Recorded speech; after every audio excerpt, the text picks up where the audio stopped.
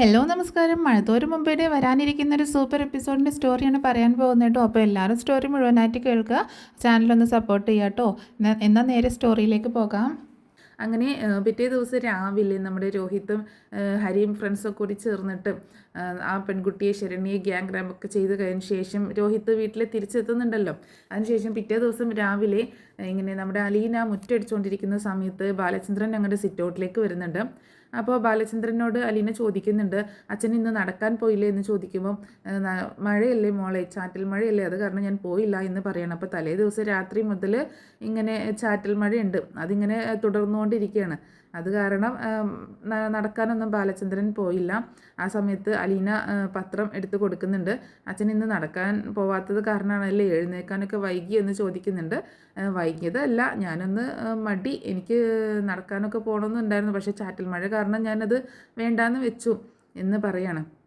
അപ്പോൾ അലീന പറയുന്നുണ്ട്, നടക്കാൻ പോവാതിരിക്കാൻ ഓരോരോ കാരണം നോക്കി ഇരിക്കുകയാണല്ലേ അച്ഛൻ എന്ന് ചോദിക്കുകയാണ്. അപ്പോൾ ബാലചന്ദ്രൻ ചിരിക്കുന്നുണ്ട്. അങ്ങനെ അലീന മുറ്റമൊക്കെ അടിച്ചു വാരിയതിന് ശേഷം അകത്തേക്ക് ഇങ്ങനെ പോകാൻ നിൽക്കുന്ന സമയത്താണ് ഗേറ്റിലൊരു ഹോൺ കേൾക്കുന്നത് കേട്ടോ. അപ്പോൾ ഗേറ്റിലൊരു പോലീസ് ജീപ്പ് നിൽക്കുന്നത് കാണുകയാണ്. അത് കണ്ടിട്ട് അലീനയും ബാലചന്ദ്രനും ആകെ പകച്ചു പോകുന്നുണ്ട്. ബാലചന്ദ്രൻ പറയുന്നുണ്ട്, മോളെ പോയി ഗേറ്റ് തുറക്കുക എന്ന് പറയണം. ഒന്ന് സംശയിച്ച് നിന്നെങ്കിലും പിന്നീട് അലീന പോയി ഗേറ്റ് തുറക്കുന്നുണ്ട്. അങ്ങനെ ഗേറ്റ് തുറന്ന ഉടനെ തന്നെ ഗേറ്റ് തുറന്ന് അലീന അവിടെ നിന്ന് മാറി നിൽക്കാനൊരു സമയം കൊടുക്കുന്നില്ല. പോലീസ് ജീപ്പ് ഇരച്ച് കയറി നിൽക്കുകയാണ് വീടിനുള്ളിലേക്ക്. മുറ്റത്തേക്ക് ഇങ്ങനെ കയറി വരിക കേട്ടോ. അത് കേട്ടിട്ട് അലീന ആകെ ഞെട്ടിപ്പോവാണ്. അവളുടെ കാലിലൂടെ കയറിപ്പോയിന് അത്രയും അടുത്തുകൂടെയായിട്ട് ആ ജീപ്പ് അങ്ങോട്ടേക്ക് കയറുകയാണ്. ജീപ്പിന് പിന്നാലെ ഒരു പോലീസ് വാനും കൂടി ഉണ്ടായിരുന്നു. അങ്ങനെ വീട്ടുവളപ്പിലേക്ക് അതിങ്ങനെ കയറി വരികയാണ്. CIയും SIയും അടക്കം കുറേ പോലീസുകാരുണ്ടായിരുന്നു കേട്ടോ. അവർക്ക് ജീപ്പിൽ നിന്ന് സിറ്റ് ഔട്ടിലേക്ക് ചാടി കയറി വരുന്നുണ്ട്. അങ്ങനെ പോലീസുകാരൻ ബാലചന്ദ്രനോട് അറിയുന്ന ഒരാളാണ്. SI ബാലചന്ദ്രന് മുൻപേ പരിചയമുള്ള ആളാണ്. എന്നാൽ പോലും അയാളുടെ മുഖത്ത് ഒരു സൗഹൃദമോ അങ്ങനെയൊന്നും കാണാൻ കഴിഞ്ഞില്ല. ഭയങ്കര ദേഷ്യമാണ്. തൻ്റെ മകനില്ലേ ഇവിടെ എന്ന് അയാൾ ചോദിക്കുകയാണ്. ബാലചന്ദ്രൻ ഒരു അമ്പരപ്പോട് കൂടിയിട്ട് പറയുന്നുണ്ട്, ഉണ്ട് എന്ന് പറയട്ടോ. എന്നാൽ അവനെ വിളിച്ച് എന്ന് പറയുന്നുണ്ട്. അവൻ്റെ പേരെന്താ? രോഹിത്ത്. എന്താ പ്രശ്നം? എന്ത് പറ്റി സാറ്? എന്തെങ്കിലും കുഴപ്പമുണ്ടോ എന്ന് ചോദിക്കുമ്പോൾ പ്രശ്നം പുറകെ പറയാം, ആദ്യം താൻ മോനെ വിളിക്കുക എന്ന് പറയണം. CI കയർത്ത് അങ്ങനെ ദേഷ്യത്തിലാണ് സംസാരിക്കുന്നത്. മോളെ കൃഷ്ണയെ ബാലചന്ദ്രൻ ഉറക്കെ വിളിക്കുന്നുണ്ട്. കൃഷ്ണ അകത്തുനിന്ന് വിളി കേൾക്കുകയാണ്. രോഹിത്തിനോട് ഇങ്ങോട്ടേക്ക് വരാൻ പറഞ്ഞു എന്ന് പറയുന്നുണ്ട്. അങ്ങനെ വേറൊരു കാറ് കൂടി അങ്ങോട്ടേക്ക് വരുന്നുണ്ട് കേട്ടോ. അതിൻ്റെ ഡോറ് തുറന്ന് DYSP മധുസൂദനൻ എന്ന് പറഞ്ഞുള്ള ഒരു DYSP പുറത്തേക്ക് ഇറങ്ങുന്നുണ്ട്. അങ്ങനെ SIയും CIയും മുറ്റത്തേക്ക് ഇറങ്ങി ചെന്ന് സല്യൂട്ട് അടിക്കുകയാണ്. അങ്ങനെ CIക്ക് സല്യൂട്ട് അടിക്കുന്നുണ്ട്, നമ്മളെ DYSPക്ക് സല്യൂട്ട് അടിക്കുകയാണ്. അപ്പോൾ സാറ് അദ്ദേഹം ചോദിക്കുന്നുണ്ട്, 3 പേരെ കിട്ടി, ഒരുത്തൻ ഇവിടെയാണ്, എവിടെ അവന്മാർ എന്ന് ചോദിക്കുമ്പോൾ CI ഒരു അടയാളം കാണിക്കുകയാണ്. ഒരു കോൺസ്റ്റബിൾ വേഗം ചെന്ന് വാനിൻ്റെ പിൻവാതിൽ തുറക്കുകയാണ്. അടിവസ്ത്രം മാത്രം ധരിച്ച 3 ചെറുപ്പക്കാരെ പോലീസ് വാനിൽ നിന്നും പുറത്തേക്ക് തള്ളി ഇറക്കുകയാണ്. കൈകാലുകളൊക്കെ വെച്ചിട്ടുണ്ട്, കൈവിലങ്ങൊക്കെ വെച്ചിട്ടുണ്ട്. അങ്ങനെ 3 യുവാക്കൾ. ആ കൂട്ടത്തിൽ ഹരിശങ്കറെ കൂടി കണ്ടപ്പോൾ ബാലചന്ദ്രൻ ആകെ അന്തം വിട്ട് നിൽക്കുക കേട്ടോ. ആർക്കും നേരെ നിൽക്കാൻ പറ്റാത്ത ഒരു അവസ്ഥയിലാണുള്ളത്. മുഖമൊക്കെ നീര് വന്നിങ്ങനെ ആകെ കരിവാളിച്ചിട്ടുണ്ട്. പോലീസ് അവരെ ശരിക്കും കൈകാര്യം ചെയ്തു എന്ന് ബാലചന്ദ്രന് മനസ്സിലാവാണ്. കൃഷ്ണയുടെ പിന്നാലെ സിറ്റ് ഔട്ടിലേക്ക് എത്തിയ രോഹിത്ത് ഇടിമിന്നലേറ്റ് പോലെ അവിടെ നിന്ന് പോവുക കേട്ടോ. മുറ്റത്ത് പോലീസ് വാഹനങ്ങൾ, ഒരുപാട് പോലീസുകാർ. അതുമാത്രമല്ല പോലീസ് വിലങ്ങ് വെച്ച രീതിയിൽ ഹരിശങ്കറും സുഹൃത്തുക്കളും. തലച്ചോറിലൂടെ എന്തൊക്കെയോ ഒരു കിളികൾ പറന്നു പോകുന്ന ഒരു അവസ്ഥയിലാണ് രോഹിത്ത് നിൽക്കുന്നത്. ഒരു നിമിഷം കൊണ്ട് അവൻ്റെ എല്ലാ എന്താ പറയുക നാഡികളും തളർന്നു പോകണം. അത്രയും ഒരു ഭയങ്കര ഇത് സംഭവിക്കുകയാണ്. പെട്ടെന്ന് രോഹിത്തിന് അപകടം മണക്കുകയാണ്. ഇതെന്തായാലും പെട്ടുപോയി എന്ന് മനസ്സിലാവണം. രോഹിത്ത് പെട്ടെന്ന് അകത്തേക്ക് തിരിഞ്ഞോടുകയാണ്. SI ആണെങ്കിൽ അലറി പറയുന്നുണ്ട്, ഓടരുത്, ഓടിയാൽ നീ രക്ഷപ്പെടില്ല എന്ന് പറയാണ്. SIയും കുറേ കോൺസ്റ്റബിൾമാരും കൂടി വീട്ടിനകത്തേക്ക് കയറി ചെല്ലുന്നുണ്ട്. എന്നിട്ട് ബാലചന്ദ്രൻ്റെ കൺമുന്നിൽ ഒരു ഭീകര നാടകം കണ്ടിങ്ങനെ ബാലചന്ദ്രനാണെങ്കിൽ ആകെ തരിച്ചിരിക്കുകയാണ്. ഭയന്നു പോയ കൃഷ്ണ അച്ഛൻ്റെ അടുത്തേക്ക് ഓടിയെത്തുന്നത്, എന്താ അച്ഛ ഇതൊക്കെ എന്ന് ചോദിക്കുമ്പോൾ ഒന്നും സംസാരിക്കാൻ പറ്റുന്നില്ല കേട്ടോ ബാലചന്ദ്രന്. വീടിനുള്ളിൽ നിന്ന് ബഹളങ്ങൾ കേൾക്കുന്നുണ്ട്. ഇങ്ങനെ രോഹിത്തിനെ പിടിച്ചു വലിച്ച് കൊണ്ടുവരുന്നതാണ്. വീടിൻ്റെ പിന്നിലെ മതിൽ ചാടിക്കിടക്കാനാണ് ശ്രമിക്കുന്നത് രോഹിത്ത്. ആ സമയത്ത് പെട്ടത് അവനെ വലിച്ച് താഴെ ഇട്ടാണ്. അവനെ തൂക്കിയെടുത്തുകൊണ്ട് എല്ലാവരും കൂടെ മുറ്റത്തേക്ക് വരികയാണ്, സിറ്റ് ഔട്ടിൽ അങ്ങോട്ടേക്ക് വരികയാണ്. പോലീസിനെ കണ്ടപ്പോൾ തന്നെ നിനക്ക് കാര്യം മനസ്സിലായി, അല്ലടാ നായിൻ്റെ മോനെ എന്ന് പറഞ്ഞുകൊണ്ട് SI അവൻ്റെ മുഖത്ത് ഒരൊറ്റ അടി കൊടുക്കുക കേട്ടോ. രോഹിത്താകെ വേച്ച് താഴെ വീഴുകയാണ്. തലങ്ങും വിലങ്ങും പോലീസിൻ്റെ കൈകൾ അവൻ്റെ മേൽ വീണുകൊണ്ടിരിക്കുകയാണ്. അവനാകെ പേടിച്ച് ഭയന്ന എന്താണെങ്കിലും പെട്ടു എന്ന് മനസ്സിലാവാണ്. അലീന ആ സമയത്തും ആ ഗേറ്റിനകത്ത് ഇതെല്ലാം കൂടെ കണ്ടിട്ട് ആ ഗേറ്റിൻ്റെ അടുത്ത് തന്നെ ഏറ്റതുപോലെ ഒരു അവസ്ഥയിൽ ഇങ്ങനെ നിൽക്കുകയാണ്. അങ്ങനെ DYSP ആണെങ്കിൽ സിറ്റൗട്ടിലേക്ക് കയറി ചെല്ലുന്നുണ്ട്. താനാണല്ലേ അവൻ്റെ തന്ത എന്ന് ചോദിക്കുകയാണ്. അയാൾ ബാലചന്ദ്രനോട് ഒരു വളരെ അത്രയും മോശമായിട്ടാണ് സംസാരിക്കുന്നത്. എന്തിനാണോ ഇങ്ങനെ ഓരോന്നിനെ ജനിപ്പിച്ച് വളർത്തുന്നത്? സാർ, എൻ്റെ മകൻ എന്ത് തെറ്റാ ചെയ്തത്? എൻ്റെ വീട്ടിൽ കയറി വന്ന് എൻ്റെ മകനെ തല്ലി ചതയ്ക്കുന്നതിന് മുമ്പ് അത് പറയേണ്ട ഒരു മര്യാദയില്ലേ എന്നിങ്ങനെ ബാലചന്ദ്രൻ ഇടറിയ ശബ്ദത്തിൽ ചോദിക്കുന്നുണ്ട്. താനൊന്നും അറിഞ്ഞില്ലല്ലേ? തൻ്റെ മകനും ആ നിൽക്കുന്ന 3 വീരപുരുഷന്മാരും കൂടി പ്രായപൂർത്തിയാകാത്ത ഒരു പെൺകുട്ടിയെ ബലമായി കാറിൽ കയറ്റി വേറൊരു ആൾതാമസമില്ലാത്ത വീട്ടിൽ കൊണ്ടുപോയി മാനഭംഗപ്പെടുത്തി എന്ന് പറയുന്നത്. ആ പെൺകുട്ടി ഇപ്പോൾ ഹോസ്പിറ്റലാണ്, ക്രിട്ടിക്കൽ കണ്ടീഷനിലാണ്. ബാക്കി വിവരങ്ങളൊക്കെ നാളെ പത്രത്തിലും TV-യിലൊക്കെ കാണാൻ നിനക്ക് എന്ന് പറയണ. മകൻ്റെ ഫോട്ടോയും വീഡിയോയും സഹിതം വരുന്നുണ്ട്, അപ്പോൾ അറിഞ്ഞാൽ മതി ബാക്കി കാര്യങ്ങളൊക്കെ എന്ന് പറയണ. ഇയാളുടെ DYSPയുടെ ഈ വാക്കുകൾ കേട്ടിട്ട് ആകെ ഞെട്ടിത്തരിച്ച് നിൽക്കുകയാണ് ബാലചന്ദ്രൻ. 4 എണ്ണത്തിനെയും പിടിച്ച് അകത്തിടുക എന്ന് അയാൾ നിർദ്ദേശിക്കുന്നുണ്ട്. അങ്ങനെ DYSP അവിടെ നിന്ന് ഇറങ്ങുകയാണ്. രോഹിത്തിന് 2 അടി കൂടി കൊടുത്ത് കോൺസ്റ്റബിൾമാർ അവനെ വാനിനുള്ളിലേക്ക് തള്ളി കയറ്റുകയാണ്.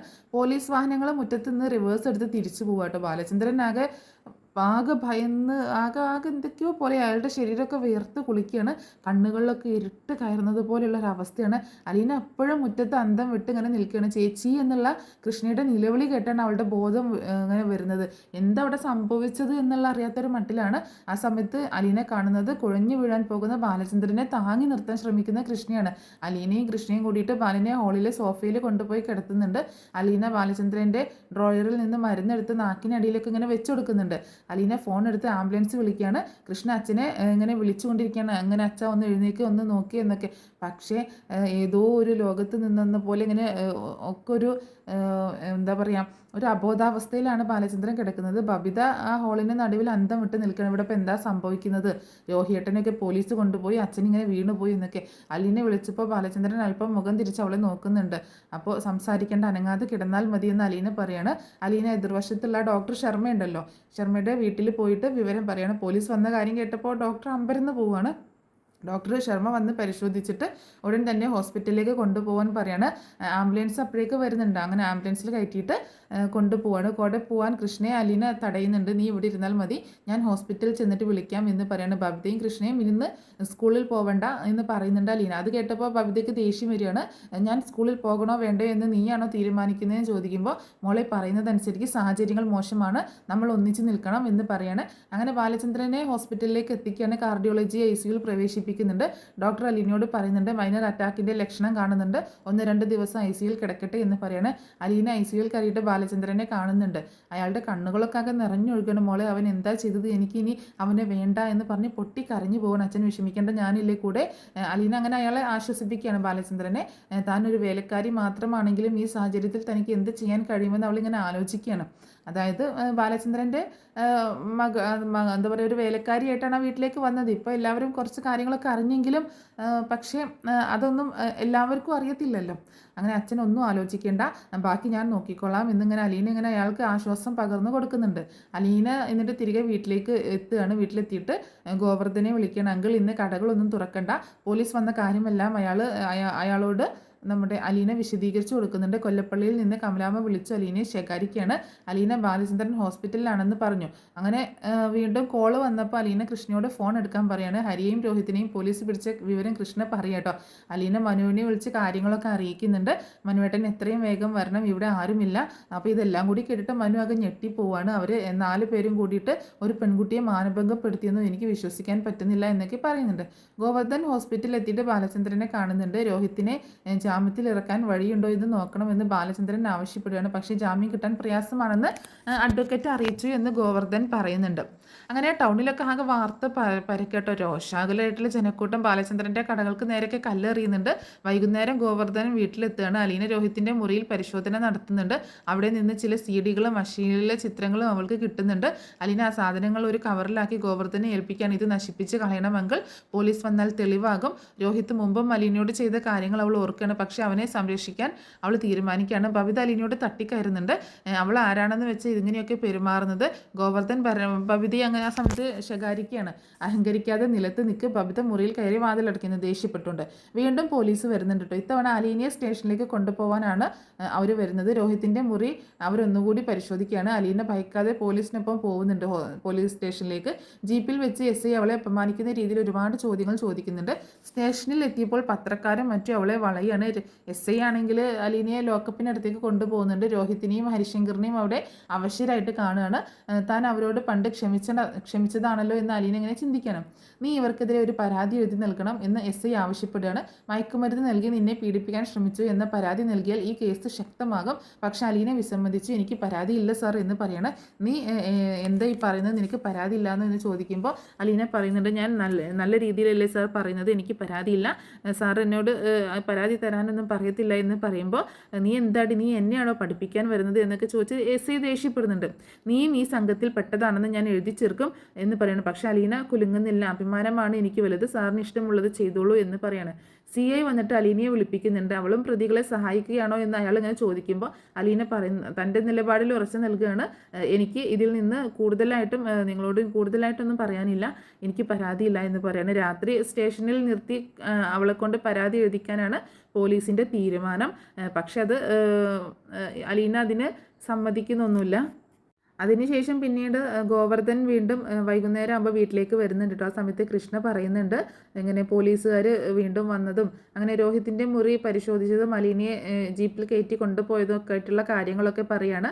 ഗോവർദ്ധനൻ എന്ത് ചെയ്യണമെന്നറിയാതെ ഇങ്ങനെ പകച്ചു നിൽക്കുകയാണ്. തനിക്കൊന്നും ചെയ്യാൻ സാധിക്കില്ല എന്ന് അയാൾക്ക് മനസ്സിലാവുകയാണ്. അലീന ചേച്ചിയെ പോലീസ് പിടിച്ചു കൊണ്ടുപോയ കാര്യം അച്ഛനെ അറിയിക്കേണ്ട അങ്കിളെ എന്ന് ചോദിക്കുമ്പോൾ വേണ്ട, അല്ലെങ്കിൽ തന്നെ ബാലേട്ടൻ വല്ലാത്ത മനോവിഷമത്തിലാണ്, പോരെങ്കിൽ ICUവിലും ഇതും കൂടി അറിഞ്ഞാൽ ആകെ പ്രശ്നമാകും എന്ന് പറയണം. അച്ഛനെ അറിയിച്ചില്ലെങ്കിൽ അതും പ്രശ്നമല്ലേ, അറിഞ്ഞാലോ ബാലേട്ടൻ പിന്നെ അടങ്ങിക്കിടക്കുമോ, അപ്പോൾ തന്നെ ഇറങ്ങിപ്പോരും എന്ന് പറയാണ്. എന്തെങ്കിലും ചെയ്യേണ്ട അങ്കിളെ എന്ന് ചോദിക്കുമ്പോൾ അലീനയെ പോലീസ് ഇവിടെ തന്നെ കൊണ്ടുവന്ന് വിടുമായിരിക്കും, അവൾ കുറ്റമൊന്നും ചെയ്തിട്ടില്ലല്ലോ, ഞാൻ എന്തായാലും ഒന്ന് അന്വേഷിച്ചിട്ട് വരാമെന്ന് പറഞ്ഞിട്ട് ഗോവർദ്ധൻ അവിടെ നിന്ന് ബൈക്ക് എടുത്തുകൊണ്ട് പോവുകയാണ്. കൃഷ്ണ ആകെ ആശങ്കയോടെ ചുറ്റുവരാന്തിലൂടെ അങ്ങോട്ടും ഇങ്ങോട്ടും നടക്കുന്നുണ്ട്. ബബിത റൂമിലുണ്ട്, മൊബൈൽ ഫോണിൽ ഇങ്ങനെ ആരോട് സംസാരിക്കുന്നത് കേൾക്കാം. കൃഷ്ണ വാതിക്കലെത്തിയിട്ട് ബബിത ഫോൺ ചെവിയിൽ നിന്ന് മാറ്റിയിട്ട് കൈയെടുത്ത് ആംഗ്യത്തിൽ എന്താണെന്ന് ചോദിക്കുമ്പോൾ നമ്മൾ എന്താ ചേച്ചി ചെയ്യേണ്ടത്, അമ്മയും അച്ഛനും ആശുപത്രിയിലാണ്, രോഹിത്തേട്ടനും അലീന ചേച്ചിയും പോലീസ് സ്റ്റേഷനിൽ, എനിക്ക് വല്ലാതെ പേടിയാകുന്നു എന്ന് പറയുമ്പോൾ പേടിച്ചിട്ട് എന്താ കാര്യം, വരുന്ന പോലെ വരട്ടെ എന്ന് ബബിത പറഞ്ഞിട്ട് വീണ്ടും ഫോൺ വിളിച്ചുകൊണ്ടിരിക്കുകയാണ്. കൃഷ്ണ അലീനയുടെ മുറിയിൽ ചെന്ന് എറണാകുളത്തുള്ള മാമച്ചൻ്റെ ഫോൺ നമ്പർ എടുത്ത് അവൾ അലീനയുടെ ബാഗൊക്കെ തപ്പിയിട്ട് അതിൽ നിന്നാണ് ഫോൺ എടുക്കുന്നത് കേട്ടോ. അങ്ങനെ അതിലേക്ക് വിളിക്കുന്നുണ്ട്. രേവതിക്കുട്ടീൻ്റെ നമ്പറിലാണ് വിളിക്കുന്നത്. അപ്പോൾ അതിലേക്ക് വിളിക്കുകയാണ്. ലാൻഡ് ഫോൺ ഇരിക്കുന്നിടത്ത് വന്ന് അവൾ രേവതിക്കുട്ടിയുടെ നമ്പർ ഡയൽ ചെയ്യുകയാണ്. ഒരു തവണ ബെല്ലടിച്ച് തീർന്നിട്ടും ആരും അറ്റൻഡ് ചെയ്യുന്നില്ല. അവൾ ഒന്നുകൂടി ശ്രമിക്കുകയാണ്. അപ്പോൾ മറുവശത്ത് ഫോൺ എടുക്കുന്നത് ഗ്രേസമ്മയാണ്. ആരാ എന്ന് ചോദിക്കുമ്പോൾ അത് ഞാൻ പാലായിൽ നിന്ന് കൃഷ്ണയാണ് എന്ന് കൃഷ്ണമോൾ പറയാണ്. അറിയാം മോളെ, എന്താ വിളിച്ചത് എന്ന് ചോദിച്ചപ്പോൾ അല്ല രേവതി ചേച്ചി ഇല്ലേ അവിടെ എന്ന് ചോദിക്കുകയാണ്. ഗ്രേസമ്മ രേവതിക്കുട്ടിയെ വിളിക്കുന്നുണ്ട്. കൃഷ്ണയാണോ, അല്ല അലീന ചേച്ചി എന്തേ എന്ന് ചോദിക്കുമ്പോൾ അലീന ചേച്ചി ഇങ്ങനെ പറഞ്ഞ് ഇങ്ങനെ മുറിഞ്ഞു പോവുകയാണ് വാക്കുകൾ കേട്ടോ. എന്താ പറ്റിയത്, എന്ത് പറ്റിയെന്ന് വീണ്ടും ചോദിക്കുകയാണ്. അപ്പം കൃഷ്ണ കരയാണ്. എന്നിട്ട് പറയുന്നുണ്ട്. അപ്പോൾ രേവതി ചോദിക്കുന്നുണ്ട് എന്ത് പറ്റിയതാ മോളെ, എന്താ എന്തെങ്കിലും സംഭവിച്ചോ, ചേച്ചിക്ക് എന്ത് പറ്റി, എനിക്ക് പേടിയാവുന്നു, നീ എന്തെങ്കിലും കരയുന്നത്, എന്തെങ്കിലുമൊക്കെ ഒന്ന് തൊട്ടൊന്ന് പറ എന്ന് പറയുമ്പോൾ രാവിലെ തൊട്ട് നടന്ന സംഭവങ്ങളെല്ലാം കൃഷ്ണ രേവതിയോട് പറയുന്നുണ്ട്. എല്ലാം കൂടി കേട്ടിട്ട് ആകെ പരിഭ്രാന്തിയിലാണ് രേവതിയും. ക്ലബിലേക്ക് പോകാനായിട്ട് വേഷം മാറി വരികയാണ് മാമച്ചാൻ. അപ്പോഴേക്ക് മംഗളെ എന്ന് നീട്ടി വിളിച്ചുകൊണ്ട് രേവതിക്കുട്ടി കരഞ്ഞ് നിലവിളിച്ചുകൊണ്ടാണ് അങ്ങോട്ടേക്ക് ചെല്ലുന്നത്. മാമച്ചൻ ചോദിക്കുന്നുണ്ട് എന്ത് പറ്റി, അലീന ചേച്ചിയെ പോലീസ് പിടിച്ചു, എങ്ങനെയെങ്കിലും രക്ഷിക്കണേ അങ്കിളെ എന്ന് പറയണേ. രേവതിക്കുട്ടി മാമച്ചൻ്റെ മുന്നിൽ ഇങ്ങനെ ഏങ്ങലടിച്ച് കരയാട്ടോ. അപ്പോൾ മാമച്ചാൻ ആകെ സ്തംഭിച്ച് നിന്ന് പോവാണ്. പോലീസ് പിടിച്ചെന്നോ, എന്തിനെ, നീ ഇങ്ങനെ നിലവിളിക്കാതെ കാര്യം പറ എന്ന് പറയുന്നുണ്ട്. പോലീസ് പിടിച്ചോണ്ട് പോയി അങ്കിളെ, അലീന ചേച്ചി തെറ്റൊന്നും ചെയ്തിട്ടില്ല, എനിക്കറിയാം, നമുക്ക് അങ്ങോട്ടേക്ക് പോകാം എന്നൊക്കെ അയാളുടെ ഷർട്ടിൽ പിടിച്ച് കുലുക്കിക്കൊണ്ട് പറയണം. മാമച്ചൻ്റെ ദേഷ്യം വരുന്നുണ്ട്, നീ കാര്യം പറ എന്ന് പറയണം. അപ്പോൾ കൃഷ്ണ പറഞ്ഞ കാര്യങ്ങളെല്ലാം അവൾ അതേപടി മാമച്ചാനോട് പറയാണ്. അതൊക്കെ കേട്ടപ്പോൾ ഗ്രേസമ്മ അങ്ങോട്ടേക്ക് വരുന്നുണ്ട്. അപ്പോൾ എല്ലാം കൂടി കേട്ടപ്പോൾ മാമച്ചായനാകെ ഭയന്നിങ്ങനെ പോവാട്ടോ. മാമച്ചായൻ പറയുന്നുണ്ട് ഇതൊരു ചീഞ്ഞ കേസാണല്ലോ, നമ്മളിങ്ങനെ പബ്ലിക്കായിട്ട് ഇതിൽ ഇടപെടുന്നത് എങ്ങനെയാ, ഒരു പെൺകുട്ടിയെ തട്ടിക്കൊണ്ട് പോയി 3-4 പേര് കൂടി പീഡിപ്പിച്ച കേസിലൊക്കെ തലയിടുകയെന്ന് വെച്ചിട്ടുണ്ടെങ്കിൽ എന്തൊരു അപമാനമാ, മാനക്കേടാ എന്നൊക്കെ പറയുന്നുണ്ട്. അങ്ങൾ അതിലൊന്നും ഇടപെടേണ്ട, അലീന ചേച്ചിയുടെ കാര്യം മാത്രം നോക്കിയാൽ മതി. ആ വീട്ടിലെ ചെറുപ്പക്കാർ ആ ചെറുക്കൻ വല്ല വൃത്തികേടും കാണിച്ചതിന് ചേച്ചി എന്തിനാ പോലീസ് പിടിച്ചു കൊണ്ടുപോകുന്നത്, അത് സംബന്ധിച്ച് എന്തെങ്കിലും ചോദിക്കാനോ തെളിവെടുപ്പോ മറ്റോ ആയിരിക്കും എന്ന് പറയണം. അങ്ങളെ നമുക്ക് അവിടെ പോയി ഒന്ന് അന്വേഷിക്കാം, ചേച്ചിക്ക് ആരാ ഉള്ളത്, ബാലചന്ദ്രൻ സാറാണെങ്കിൽ ആശുപത്രിയിലാണ്, കൃഷ്ണയും ബബിതയും മാത്രമേ വീട്ടിലുള്ളൂ എന്നൊക്കെ പറയണം. അലീന ചേച്ചിയുടെ കാര്യം ചോദിക്കാനും പറയാനും ആരെങ്കിലും വേണ്ടേ എന്നൊക്കെ ഇങ്ങനെ പറയുന്നുണ്ട്. അങ്ങനെ ഭയങ്കര കരഞ്ഞ് നിലവിളിച്ച് പറയണം. അപ്പോൾ നമ്മൾ ആരെങ്കിലും ചെന്നാലല്ലേ ചേച്ചിക്ക് ഒരു സഹായമാവുള്ളൂ എന്ന് രേവതിക്കുട്ടി ഇങ്ങനെ പറഞ്ഞ് കരയുന്നുണ്ട്. രാത്രിയായില്ലേ, ഇനി നാളെ രാവിലെ പോയാൽ പോരെ? നാളെ രാവിലെയോ? ഈ രാത്രി അങ്ങോട്ട് ചെന്നിട്ട് എന്ത് ചെയ്യാനെന്ന് മാമച്ചായൻ ചോദിക്കുമ്പോൾ രേവതിക്കുട്ടി തകർന്നു പോവാണ്. രേവതി ഒന്നും മിണ്ടാതെ തിരിഞ്ഞു നടക്കണം. ഗ്രേസമ്മ പറയുന്നുണ്ട്, നിങ്ങൾക്ക് പോലീസുകാരുമായിട്ടൊക്കെ നല്ല പരിചയമുള്ളതല്ലേ? ക്ലബിൽ വലിയ പോലീസ് ഉദ്യോഗസ്ഥരുമായിട്ടൊക്കെ ലോഹ്യം പറയുന്നത് കേൾക്കാമല്ലോ. എൻ്റെ ഗ്രേസമ്മ, അവരൊക്കെ പെൻഷൻ പറ്റിയവരാ, അല്ലാത്തവർ കൊച്ചിയിലുള്ളവരാ. പാലായിലൊക്കെ ഉള്ളവർക്ക് എന്ത് ചെയ്യാൻ പറ്റും? എനിക്കറിയില്ല. ആ പെണ്ണ് ചങ്ക് പൊട്ടിയാ നിങ്ങളുടെ അടുത്തേക്ക് വന്നത്. അലീന കഴിഞ്ഞിട്ടേ ഉള്ളൂ അവൾക്ക് ബാക്കിയെല്ലാം. ഇനി ഇന്ന് രാത്രി മുഴുവൻ കരച്ചിലായിരിക്കും. നമുക്ക് ഉറങ്ങാൻ പറ്റുമോ? നിങ്ങളുടെ കൂടെ ജോലി ചെയ്ത ആരെങ്കിലും കോട്ടയത്തോ പാലയിലോ കാണില്ലേ? അവരാരെങ്കിലും ഒന്ന് വിളിച്ച് പറയേ. ഞാൻ പറയാം, എന്തായാലും ഞാനൊന്ന് അന്വേഷിക്കട്ടെ എന്ന് പറയണം. അപ്പോൾ ഗ്രേസമ്മ ചോദിക്കുന്നുണ്ട്, അല്ല മനുവിനെ വിളിച്ചറിച്ചോ എന്ന് ചോദിക്കുമ്പോൾ രേവതിക്കുട്ടിയോട് മനുവിനെ അറിയിച്ചോ എന്ന് ചോദിച്ചപ്പോൾ അറിയില്ലെന്ന് അവൾ പറയാണ്. ഗ്രേസമ്മ കൃഷ്ണമോളെ ഫോൺ ചെയ്യുന്നുണ്ട്. കൃഷ്ണ കരഞ്ഞുകൊണ്ടിരിക്കുകയാണ്. അല്ലെ മോളെ മനുവിനെ വിളിച്ചോ? അയ്യോ ഇല്ല ആൻറ്റി, എൻ്റെ സമനില ആകെ തെറ്റിയ അവസ്ഥയിലാണ്. ഞാൻ ആകപ്പാടെ വിളിച്ചത് രേവതിക്കുട്ടിയാണ്. പിന്നെ ഗോവർദ്ധൻ അങ്കിളിനോട് പറഞ്ഞു, ആരോട് പറയണം എന്ത് ചെയ്യണം എന്നൊന്നും എനിക്ക് അറിയില്ല എന്ന് പറയണം. രണ്ടുപേര് സ്റ്റേഷനിൽ, രണ്ടുപേര് ആശുപത്രിയിൽ, ഞാൻ എന്ത് ചെയ്യാനാ എന്ന് പറയുമ്പോൾ മോൾ ടെൻഷൻ അടിക്കേണ്ട, മനുവിനെ വിളിച്ച് കാര്യം പറ എന്ന് പറയണം. ശരി ആൻറ്റി, ഞാൻ ഇപ്പോൾ തന്നെ മനുവേട്ടനെ വിളിക്കാം എന്ന് പറഞ്ഞ് കൃഷ്ണ ഫോൺ വെക്കുന്നുണ്ട്. അതിനുശേഷം കൃഷ്ണ മനുവിനെ വിളിക്കുകയാണ്. മനു പറയുന്നുണ്ട്, മോളെ ഞാൻ അങ്ങോട്ട് വന്നുകൊണ്ടിരിക്കുകയാണ്. അല്ല അലീനെ എന്തിനാ പോലീസ് കൊണ്ടുപോയത് എന്ന് ചോദിക്കുകയാണ്. അറിയില്ല, ലേഡി പോലീസൊക്കെ ആയിട്ടാണ് വന്നത്. രോഹിത്തേട്ടൻ്റെ മുറിയൊക്കെ ചെക്ക് ചെയ്തു, ജോലിക്കാരില്ലേ എന്ന് ചോദിച്ച് ചേച്ചിയെ പിടിച്ചുകൊണ്ട് പോയി. കൊണ്ടുപോകുന്നത് അത്ര പന്തിയല്ലായിരുന്നു മനുവേട്ടൻ, എനിക്ക് പേടിയാവുന്നു. ഞാൻ ആദ്യം വിളിച്ചത് രേവതിക്കുട്ടിയാണ്, എനിക്കൊന്നും മനസ്സിലാവുന്നുണ്ടായിരുന്നില്ല. ഗ്രേസ് ആൻറ്റിയാണ് മനുവേട്ടനോട് പറയാൻ പറഞ്ഞത്. അത് ശരിയാണ്, ഞാൻ അങ്ങോട്ടേക്ക് വന്നുകൊണ്ടിരിക്കുകയാണ്, മോള് പേടിക്കേണ്ട. ഭവിത ഇല്ലേ അവിടെ എന്ന് ചോദിക്കുമ്പോൾ ഉണ്ട് എന്ന് പറയണം. കഥക് തുറക്കണ്ട, പരിചയമില്ലാത്ത നമ്പറിൽ നിന്ന് കോള് വന്നാൽ എടുക്കണ്ട. ഞാൻ നേരെ സ്റ്റേഷനിലോട്ടാണ് പോകുന്നത്. ഞാനൊന്ന് മാമച്ചാനെ വിളിച്ച് നോക്കട്ടെ. അയാൾക്ക് പോലീസുകാരെ ആയിട്ട് ചെറിയ പിടിപാടുള്ളതല്ലേ ഈ കേസിൽ, നമുക്ക് മറ്റാരെയും വിളിക്കാൻ പറ്റില്ല എന്നൊക്കെ പറയണം. അങ്ങനെ മനു മാമച്ചാനെ വിളിക്കുന്നുണ്ട്. മാമച്ചാൻ ചോദിക്കണം, എന്താ മനു, എന്താ കാര്യങ്ങൾ? 4 പേർ ചേർന്ന് ഒരു പെൺകുട്ടിയെ റേപ്പ് ചെയ്തു എന്നൊക്കെ പറയുന്നുണ്ടല്ലോ അങ്ങളെ. എനിക്കൊന്നും അറിയില്ല, ഞാൻ എറണാകുളത്ത് നിന്ന് വന്നുകൊണ്ടിരിക്കുകയാണ്. ഈ ഒരു കേസിൽ നമുക്ക് പരിചിതമായ പോലീസുകാരെ ആരെങ്കിലും വിളിക്കാൻ പറ്റില്ല. അങ്കിളിൻ്റെ പരിചയത്തിൽ ആരെങ്കിലും ഉണ്ടോ അലീനെ ഇറക്കാനായിട്ട് എന്ന് ചോദിക്കുകയാണ്. എന്തുകൊണ്ട് അവളെ പിടിച്ചതെന്ന് അറിയണമല്ലോ എന്നൊക്കെ പറയുന്നുണ്ട്. ചിലപ്പോൾ തെളിവെടുപ്പിനായിരിക്കും എന്ന് പറയുമ്പോൾ, അറിയണം അങ്കിളെ, സമയം 7 മണി കഴിഞ്ഞു. ഈ സമയത്ത് ഒരു പെൺകുട്ടിയെ സ്റ്റേഷനിൽ വെക്കാമോ? അവൾ എങ്ങനെ തിരികെ വരും? ഞാൻ സ്റ്റേഷനിലോട്ട് പോവുകയാണ്, അങ്കിൾ എന്നെ ഒരു ഹെൽപ്പ് ചെയ്യുമോ? ഞാൻ വിളിച്ച് കാര്യങ്ങൾ അന്വേഷിച്ചിട്ട് മനുവിനെ അറിയിക്കാമെന്ന് മാമച്ചായൻ പറയുന്നുണ്ട്. അങ്ങനെ മാമച്ചായൻ ഫോൺ വെക്കുകയാണ്. ഗ്രേസമ്മ ചോദിക്കുന്നുണ്ട്, എന്താ മനു പറഞ്ഞത് എന്ന് ചോദിക്കുമ്പോൾ, ഏതെങ്കിലും ഒരു പോലീസുകാരെ ആക്കി കൊടുക്കുമോ എന്നാണ് ചോദിച്ചത് എന്ന് പറയണം. അങ്ങനെ മനു നേരെ സ്റ്റേഷനിലേക്ക് പോവുക കേട്ടോ. അപ്പോൾ എന്ന് പറയുന്നുണ്ട്. അപ്പോൾ നമ്മൾ തൽക്കാലം പോകുന്നില്ല, മനു നോക്കിക്കോളും. പക്ഷേ ഒരു പോലീസുകാരനെ വേണം. കുരുവിളങ്ങാട്ടുള്ള നിൻ്റെ അമ്മാവൻ്റെ മകൻ ജോബിച്ചൻ പാലായിലെ ഒരു പോലീസുകാരൻ്റെ മോളെയല്ലേ കെട്ടിയേക്കുന്നത്? അത് ശരിയാണല്ലോ, കുര്യാച്ചൻ്റെ മകൻ ജോബിച്ചൻ. പക്ഷേ അതിനൊരു കുഴപ്പമുണ്ടല്ലോ, അവൻ പെണ്ണിനെ വിളിച്ചിറക്കി കൊണ്ടുവന്നാണ് കല്യാണം കഴിച്ചത്. അതും പോലീസുകാരൻ്റെ മകളെ. ജാതിയും മതവും വേറെയായിരുന്നു. അവർക്ക് ഭയങ്കര എതിർപ്പായിരുന്നു. അതിപ്പോൾ 2 കൊല്ലം കഴിഞ്ഞില്ലേ, കേസ് രാജിയായി കാണും. എന്നാലും അച്ഛൻ പാലായിലെ DYSP അല്ലേ എന്ന് ചോദിക്കണം. ഗ്രേസമ്മ കുര്യാച്ചനെ വിളിക്കുന്നുണ്ട്. അജായി പാലാവട്ടത്ത് നിന്ന് ഗ്രേസമ്മ എന്ന് പറയാട്ടോ. അപ്പോൾ ഇങ്ങനെ ജോബിച്ചൻ കല്യാണം കഴിച്ചത് ഒരു DYSPയുടെ മോളെയല്ലേ. ഇപ്പോൾ അവർ തമ്മിലുള്ള വഴക്കൊക്കെ തീർന്നു എന്ന് ചോദിക്കുന്നുണ്ട്. അതൊക്കെ കഴിഞ്ഞ കൊല്ലം തന്നെ തീർന്നു. അവർക്കൊരു കൊച്ചുമുണ്ടായി. ജോബിച്ചൻ 3 കല്യാണം കഴിക്കേണ്ടി വന്നു എന്ന് മാത്രം. ഒന്ന് രജിസ്റ്റർ കല്യാണം, രണ്ടാമത്തേത് പെണ്ണിൻ്റെ വീട്ടുകാരുടെ ഇഷ്ടത്തിന് അമ്പലത്തിൽ വെച്ച്, മൂന്നാമത്തേത് ഞങ്ങളുടെ ഇഷ്ടത്തിന് പള്ളിയിൽ വെച്ച് എന്ന് പറയണം. അങ്ങനെ പെണ്ണിൻ്റെ അച്ഛൻ ഇപ്പോഴും പാലാ DYSP തന്നെയാണോ ചോദിക്കുമ്പോൾ, അതെ മധുസൂദനൻ എന്ന് പേര് പറയുന്നുണ്ട് കേട്ടോ. അപ്പോൾ ജോബിച്ചൻ അതിരമ്പുഴയിലാണ്. അവൾക്ക് ഗാന്ധി യൂണിവേഴ്സിറ്റിയിൽ ജോലി കിട്ടി. ഗ്രേസമ്മ ജോബിച്ചാൻ്റെ നമ്പർ വാങ്ങുന്നുണ്ട്. എന്നിട്ട് അതിലേക്ക് വിളിക്കുകയാണ്. ഒരു പോലീസ് കേസിന് വേണ്ടിയാണെങ്കിൽ ജോബിച്ചൻ വഴി പറയുന്നത് സംശയമാണ്. മരുമകനും അമ്മായിപ്പനും തമ്മിൽ അത്ര രസത്തിലല്ല എന്ന് പറയാം കേട്ടോ. അങ്ങനെ മാമച്ചായൻ ജോബിച്ചനെ വിളിക്കുന്നുണ്ട്. അപ്പോൾ ഈ കാര്യങ്ങളൊക്കെ പറയുമ്പോൾ, അയ്യോ ശുപാർശയാണെങ്കിൽ എന്നോട് പറയില്ലേ, ഞാൻ അത്ര രസത്തിലൊന്നുമില്ല അമ്മായിപ്പനുമായിട്ട് എന്ന് പറയാണ്. അങ്ങനെ പറയരുത് മോനെ, അത്യാവശ്യ കാര്യമായതുകൊണ്ടാണ് എന്ന് ഗ്രേസമ്മ പറയുമ്പോൾ, കാര്യങ്ങളൊക്കെ പറയുമ്പോൾ, ഇതിൽ തലയിടാത്തതല്ലേ നല്ലത്, ഇത് വല്ലാതെ കുഴപ്പം പിടിച്ച കേസാണ്. അതല്ല ജോബിച്ച, അലീനയെ പോലീസ് പിടിച്ചു കൊണ്ടുപോയി, അത് എന്തിനാണെന്ന് അറിയണം എന്ന് പറയുമ്പോൾ, റേപ്പ് കേസിൽപ്പെട്ട പയ്യന്മാരുമായിട്ട് എന്തെങ്കിലും കണക്ഷൻ കാണും.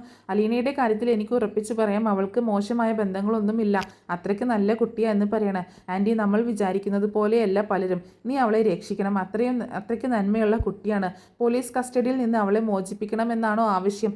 അതേ എന്ന് പറയുമ്പോൾ ശരി, ഞാൻ നോക്കാം. പക്ഷേ ഇവളുടെ അച്ഛൻ കേരള പോലീസിൻ്റെ തലപ്പത്തിരിക്കുന്ന ആളാണെന്ന വിചാരം. DYSP എന്ന് വെച്ചാൽ അത്രയേ ഉള്ളൂ. എന്നോടൊക്കെ പുച്ഛമാണ്. മോളെ ഒരു IPSകാരനെ കൊണ്ട് കെട്ടിക്കണമെന്നായിരുന്നു അങ്ങേരുടെ ആഗ്രഹം. ജോബിച്ചൻ്റെ ഭാര്യ ഇടപെടുന്നുണ്ട്. ജോബിച്ചൻ്റെ കോംപ്ലക്സ് ആണിത്. എൻ്റെ അച്ഛൻ അത്ര മോശക്കാരനൊന്നുമല്ല. അടുത്ത പ്രൊമോഷന് SP ആകേണ്ട ആളാണ് എന്നൊക്കെ പറയാണ്. ഞങ്ങളുടെ കാര്യം ചെയ്ത് തരുമോ ജോബിച്ച എന്ന് വീണ്ടും ഗ്രേസമ്മ ചോദിക്കുക കേട്ടോ. എന്തൊക്കെയാണെങ്കിലും അവൾ അവിടുത്തെ വേലക്കാരിയല്ലേ, നമ്മൾ ഇടപെടുന്നത് മോശമല്ലേ? അച്ഛൻ ചോദിച്ചാൽ എന്ത് പറയും എന്ന് പറയുമ്പോൾ എൻ്റെ പെങ്ങളുടെ മോളാണെന്ന് പറഞ്ഞോ, ഞങ്ങൾ അങ്ങനെയാണ് അവളെ കരുതുന്നത് എന്ന് ഇങ്ങനെ പറയാണ് മാമച്ചൻ. ജോബിച്ചൻ സമ്മതിക്കാണ്. ശരി, ഞങ്ങൾ നേരിട്ട് പോയി സംസാരിക്കാം എന്ന് പറയുന്നുണ്ട്. നിങ്ങൾ ഇങ്ങോട്ടേക്ക് വരുന്നുണ്ടോ എന്ന് ചോദിക്കുമ്പോൾ മനു വരും. മനു ആ വീട്ടിലെ പയ്യൻ തന്നെയാണ് എന്ന് പറയുന്നുണ്ട്. ആ വീട്ടിലെ പയ്യനെയല്ലേ പോലീസ് പിടിച്ചത്? അതല്ല, മനു അവിടെ വരും, അവനെ സ്വീകരിച്ചാൽ മതി, അവൻ കാര്യങ്ങളൊക്കെ പറയും എന്ന് പറയുന്നുണ്ട്. അങ്ങനെ മനു ജോബിച്ചൻ്റെ വീട്ടിലേക്ക് പോകുന്നുണ്ട്. മനുവും ജോബിച്ചനും കൂടി DYSPയെ കാണാൻ പുറപ്പെടുകയാണ്. കാറിൽ വെച്ച് മനു എല്ലാ കാര്യങ്ങളും ജോബിച്ചനോട് വിവരിച്ചു കൊടുക്കുന്നുണ്ട്. മനുവിൻ്റെ പെരുമാറ്റം ജോബിച്ചന് ഇഷ്ടപ്പെടുന്നുണ്ട് കേട്ടോ. അങ്ങനെ ഗോപാലകൃഷ്ണ പണിക്കർ എന്ന CI മദ്യപിച്ചാണ് ക്വാർട്ടേഴ്സിൽ നിന്ന് ഇറങ്ങി വരുന്നത്. അയാൾ സ്റ്റേഷനിലെത്തി അലീനയെ കാണുന്നുണ്ട്. അവളെ മുകളിലെ മുറിയിലേക്ക് കൊണ്ടുപോകാൻ ലേഡി കോൺസ്റ്റബിളിനോട് ആവശ്യപ്പെടുകയാണ്. അലീനയെ അയാൾ ലാത്തി ഉപയോഗിച്ച് ശാരീരികമായി ഹരാസ് ചെയ്യുന്നുണ്ട്. നീയും രോഹിതും തമ്മിൽ എന്താ ബന്ധം? നീ എന്തിനാണ് അവനെ രക്ഷിക്കാൻ നോക്കുന്നത് എന്നൊക്കെ പറഞ്ഞ് അയാൾ ലാത്തി ഉപയോഗിച്ച് അവളുടെ അങ്ങനെ കഴുത്തിലൊക്കെ ഇങ്ങനെ വെച്ച് അപമാനിക്കുകയാണ്. രോഹിത്തിനെതിരെ പരാതി നൽകാൻ അവളെ നിർബന്ധിക്കുന്നുണ്ട്. പക്ഷേ അലീന അതിനെ സമ്മതിക്കുന്നില്ല. അങ്ങനെ DYSP മധുസൂദനൻ സ്റ്റേഷനിലേക്ക് കയറി വരുന്നുണ്ട്. എന്നിട്ട് അയാളോട് ദേഷ്യപ്പെടുകയാണ്. താൻ എന്തിനാണോ പാതിരാ നേരത്തെ ഈ വേഷത്തിൽ ആ പെൺകുട്ടിയെ എന്തിനാണ് രാത്രി സ്റ്റേഷനിൽ വെച്ചിരിക്കുന്നത്? പരാതി വരുത്താൻ വേണ്ടിയ സാർ. രോഹിത്ത് അവളെ ഉപദ്രവിച്ചു എന്ന് രോഹിത്ത് തന്നെ സമ്മതിച്ചിട്ടുണ്ട്. അപ്പോൾ ആ DYSP അലീനയോട് ചോദിക്കുകയാണ്. അലീന പറയുന്നുണ്ട്, രോഹിത്ത് ഉപദ്രവിക്കാൻ ശ്രമിച്ചത് സത്യമാണ്, പക്ഷേ അത് പഴയ കാര്യമാണ്. അവൻ ഇപ്പോൾ എൻ്റെ സ്വന്തം അനിയനാണ്. അവൻ ചെയ്തത് തെറ്റാണെന്ന് അവന് മനസ്സിലായി. പരാതി നൽകാൻ എനിക്ക് താല്പര്യമില്ല എന്ന് പറയാണ്. 8 മണിക്കൂറായി ഞാൻ ഇവിടെ നിൽക്കുകയാണ്, വെള്ളം പോലും കുടിക്കാതെ എന്നൊക്കെ പറയുമ്പോൾ DYSP അയാളോട് ദേഷ്യപ്പെടുകയാണ്. പരാതി ഇല്ലാത്തവരെ ഭീഷണിപ്പെടുത്തി പരാതി എഴുതി വാങ്ങുകയാണോ പോലീസിൻ്റെ ജോലി എന്നൊക്കെ പറയുന്നുണ്ട്. അങ്ങനെ അലീന DYSPയോട് പരാതിപ്പെടുകയാണ്. സാർ, ഈ കയ്യിലിരിക്കുന്ന ലാത്തി പെൺകുട്ടികളുടെ ശരീരത്തിൽ കുത്തി രസിക്കാനുള്ളതാണോ എന്ന് ചോദിക്കുകയാണ്. പണിക്കറാണെങ്കിൽ ആകെ നാണം കെട്ട് തല താഴ്ത്തുന്നുണ്ട്. മനു അവിടെ വരുന്നത് അലീന കാണുകയാണ്. അലീനയെ മനുവിനോടൊപ്പം വിട്ടയക്കാൻ DYSP ഉത്തരവിടുന്നുണ്ട്. അങ്ങനെ അലീന മനുവിൻ്റെ കയ്യിൽ ഇങ്ങനെ കെട്ടിപ്പിടിക്കുക കേട്ടോ. നീ പേടിച്ചു പോയോ എന്ന് പറയുമ്പോൾ പേടിച്ചില്ല, പക്ഷേ പോലീസുകാരുടെ പെരുമാറ്റം കണ്ടപ്പോൾ സങ്കടം തോന്നി. അങ്ങനെ ഗ്രേസമ്മയും മാമച്ചായൻ്റെയൊക്കെ സഹായത്തെക്കുറിച്ചൊക്കെ മനു പറയുന്നുണ്ട്. അങ്ങനെ അവർ കാറിൽ കയറിയിട്ട് വീട്ടിലേക്ക് പോവാണ്. മനു അലീനയ്ക്ക് കുടിക്കാൻ വെള്ളമൊക്കെ കൊടുക്കുന്നുണ്ട്. അവൾ പൊട്ടി കരഞ്ഞു പോവാണ്. ഒരു തെറ്റും ചെയ്യാതെ എന്നെ പിടിച്ചു കൊണ്ടുപോയിട്ട് അയാൾ ചെയ്ത കാര്യങ്ങൾ എന്നൊക്കെ പറയാട്ടോ. സാരമില്ലടോ, അവനെ ഞാൻ നോക്കി വെച്ചിട്ടുണ്ട്, എപ്പോഴെങ്കിലും കിട്ടും. നീ ഫോൺ എടുത്ത് രേവതിയെയും മാമച്ചേനെയും വിളിക്കുക എന്ന് പറയണം. അങ്ങനെ അലീന മാമച്ചാനെ വിളിച്ചിട്ടെങ്കിൽ ഞാൻ അലീനയാണ് എന്നൊക്കെ പറഞ്ഞ് കാര്യങ്ങളൊക്കെ പറയാണ്. അങ്ങനെ പോലീസ് സ്റ്റേഷനിൽ നിന്ന് വിട്ടു എന്നുള്ള കാര്യം പറയാണ്. രേവതി കുട്ടിയാണെങ്കിൽ സങ്കടപ്പെട്ട് കരയുന്നുണ്ട്. പിന്നെ ഗ്രേസമ്മയെ കെട്ടിപ്പിടിച്ച് പൊട്ടി കരയാണ്. അങ്ങനെ പിന്നീട് അലീനയും കൂട്ടിയിട്ട് മനു പോകുമ്പോൾ വഴിയിൽ വെച്ച് അവൾക്ക് ഭക്ഷണമൊക്കെ വാങ്ങിച്ചു കൊടുക്കുന്നുണ്ട്. അങ്ങനെ തിരിച്ച് നേരെ കടപ്പാട്ടൂർ വീട്ടിലേക്ക് തന്നെ എത്തുകയാണ്. വാതിൽ തുറന്ന് കൃഷ്ണ അലീനയെ കണ്ടിട്ട് കെട്ടിപ്പിടിച്ച് തന്നെ പൊട്ടിക്കരയാട്ടോ. അങ്ങനെ അവർ ഒരുമിച്ചിരുന്ന് ഭക്ഷണമൊക്കെ കഴിക്കുന്നുണ്ട്. പിന്നീട് രോഹിത്തിനെയും ഹരിയൊക്കെ കോടതിയിൽ ഹാജരാക്കുമെന്ന് അലീന പറയാണ്. അവർ ചെയ്ത കുറ്റങ്ങൾ പോലീസിനോട് സമ്മതിച്ചിട്ടുണ്ട്. മനു കുട്ടികളെ ഉപദേശിക്കുന്നുണ്ട്. നിങ്ങൾ 3 പേരും ഇപ്പോൾ ഒത്തൊരുമയോടെ നിൽക്കണം. അച്ഛനും അമ്മയൊക്കെ ആശുപത്രിയിലാണ്, ആങ്ങളെ ജയിലിലുമാണ്, ഒരുപാട് പ്രതിഷേധങ്ങൾ ഉണ്ടാകും, വീട്ടിന് പുറത്തിറങ്ങരുത് എന്നൊക്കെ പറയാണ്. അലീന പറയുന്നത് അനുസരിക്കണം എന്നൊക്കെ പറഞ്ഞ് മനു ആശുപത്രിയിലേക്ക് പോവുകയാണ്. അലീനയും കൃഷ്ണയും രേവതിക്കുട്ടിയും വീഡിയോ കോളിൽ സംസാരിക്കുന്നുണ്ട്. അവർക്ക് വലിയൊരു ആശ്വാസം തോന്നുകയാണ്.